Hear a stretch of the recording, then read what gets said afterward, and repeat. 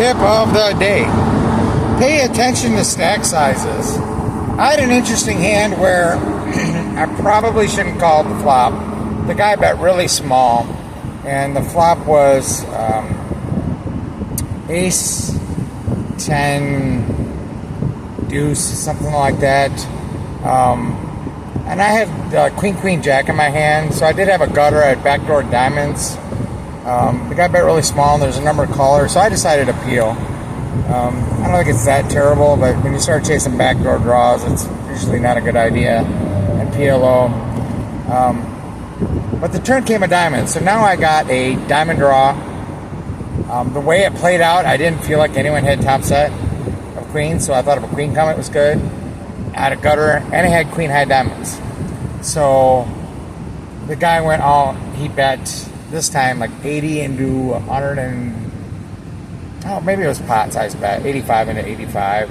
There was a call, and I do have the right odds here to call if I think my diamonds are good, my queen is good, and I felt like both were. And of course, if a jack comes, I hit my diamond draw. So I was like, the turn was a king, so it was ace king 10. I didn't have queen jack. I had queen queen something, but yeah, queen queen 10.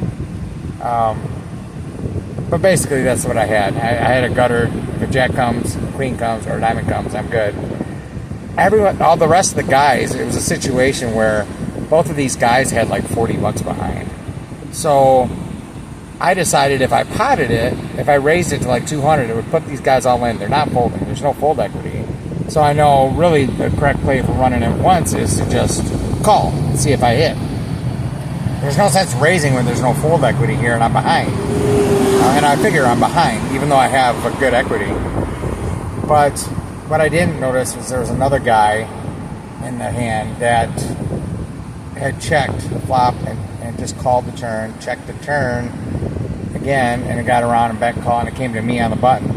I didn't notice him under the gun +1, Terry, and that was my fault. I didn't notice he had cards, because if he did, I want to clean him up. I want to get him out in case he has higher diamonds. I want to charge him because he doesn't have much. If he has anything, he's a draw. My queens are probably good.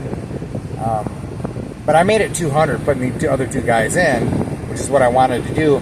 And the main reason I did that is because I know both of these guys will run it twice.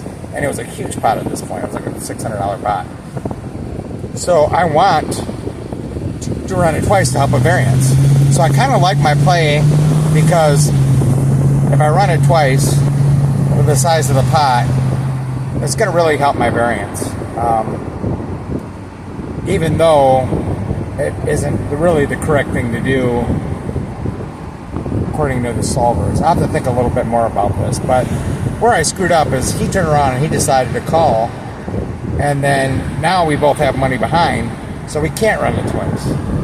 And then basically I won the side pot with him with queens, so I made like 80 bucks off of him. But I lost the other one because my draw didn't come in, and the one guy had ace king and the other guy had ace 7, so neither had a set. So a queen would have been good for me, but it is possible that Terry had higher diamonds. So if that's the case, if he had something like king high diamonds, I really want to jam and get pot in there to get him out. And again, the whole reason I did it was to run it twice. Now, if I knew he was in, I might not have made that play. But the whole point of the thing is, what I'm trying to say is, pay attention to who's got what. People kind of hold their cards under their hands. You're not sure if they're in.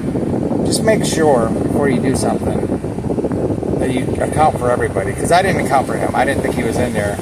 And yeah,